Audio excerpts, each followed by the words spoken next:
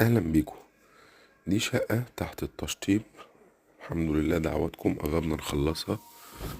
زي ما احنا شايفين ده حمام الضيوف، المراية الليد.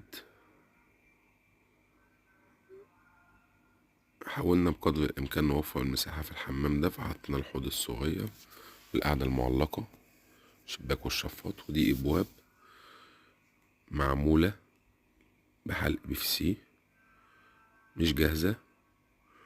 وزي ما احنا شايفين المطبخ طبعا لسه مكملش الرخامة بتاعته من البوليلاك وخشب الجدود والليدات اللي في المطبخ. زي ما احنا شايفين الشقة دي بيزك قوي، تحس كده انها شقة رايقة.